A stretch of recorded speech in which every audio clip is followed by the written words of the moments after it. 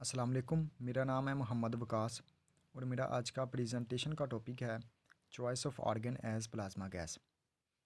आज मैं आपको वो रीज़न्स बताऊंगा कि जिसकी वजह से ऑर्गन को प्लाज्मा गैस के तौर पर आईसीपी के अंदर सेलेक्ट किया गया है।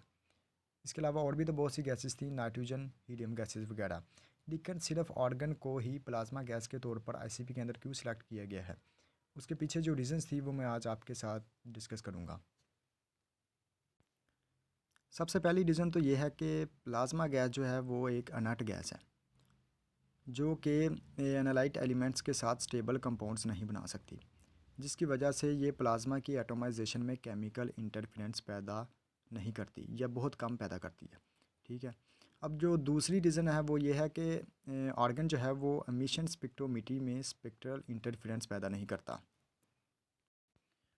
इसकी दो वजूहत हैं। सबसे पहली वजह तो ये है कि इसका जो स्पेक्ट्रम होता है वो सिंपल होता है और दूसरी वजह यह है कि आर्गन का जो स्पेक्ट्रम होता है वह यूवी विजिबल रीजन में ऑप्टिकली ट्रांसपेरेंट होता है। अब जो तीसरी वजह जो कह लें कि रीज़न है वो ये है कि आर्गन जो है वो मॉडरेट पावर इनपुट्स पर स्टेबल ऑपरेशन कर सकता है। किसी भी सिस्टम या किसी भी ऑपरेशन को मॉडरेट पावर इनपुट्स पर आसानी से चला सकता है। इसकी भी वजूहत हैं। इसकी वजह यह है कि ये इसकी जो थर्मल कंडक्टिविटी होती है ऑर्गन की वो मॉडरेटली लो होती है, कम होती है, और ये प्लाज्मा फायर बॉल में हीट जो है उसको रिटेन कर सकता है। चौथी वजह तो ये है कि ऑर्गन जो है उसकी जो कंसनट्रेशन है हवा के अंदर वो 1% है और ये काफ़ी रीज़नेबल भी है, जिसकी वजह से ये दूसरी नोबल गैसेस पर की बनिस्बत ज़्यादा इकोनॉमिकल है। ठीक है। अब जो फिफ्थ रीज़न है वो ये है कि ऑर्गन की जो फर्स्ट आयनाइजेशन एनर्जी है वो काफ़ी हाई है, तकरीबन 15.75 इलेक्ट्रॉन वोल्ट है, जो काफ़ी रीज़नेबल है। ठीक है। जिसकी वजह से ये प्रोडिक टेबल के ज़्यादातर एलिमेंट्स को एटोमाइज, आयोनाइज और एक्साइट कर सकता है।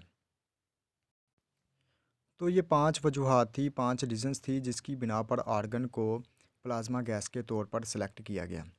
इसके अलावा नाइट्रोजन और हीलियम गैसेस जो थी, ये दो गैसेस थी, इस्तेमाल तो की गई थी प्लाज्मा गैस के तौर पर, लेकिन इनके रिज़ल्ट जो थे वो अच्छे नहीं आए थे। इनकी भी कुछ वजूहात हैं।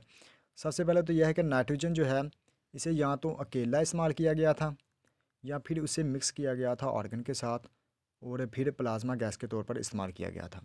ठीक है। तो इसने क्या किया था कि इसने कम्प्लेक्स बैंड स्पेक्ट्रम बनाया था। नाइट्रोजन जब एक्साइट हुआ तो इसने कम्प्लेक्स बैंड स्पेक्ट्रम बनाया, जिसकी वजह से अनडिज़ायरेबल स्पेक्ट्रल इंटरफेरेंस पैदा हुआ था और इसी बिना पर उसको बाद में इस्तेमाल नहीं किया गया नाइट्रोजन को प्लाज्मा गैस के तौर पर।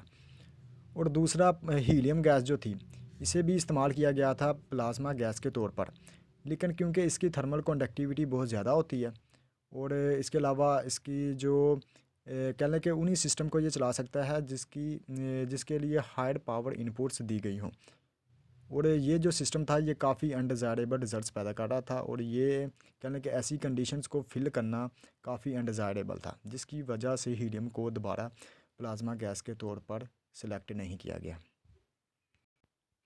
और इसीलिए आर्गन जो है वो एक बेस्ट ऑप्शन था साइंटिस्ट के लिए और इसीलिए साइंटिस्ट ने आर्गन को प्लाज्मा गैस के तौर पर इस्तेमाल किया। उम्मीद है कि आप लोगों को समझ आई होगी। अगर कोई सवाल होया तो वो आप कमेंट सेक्शन में मुझसे पूछ सकते हैं। Thank you.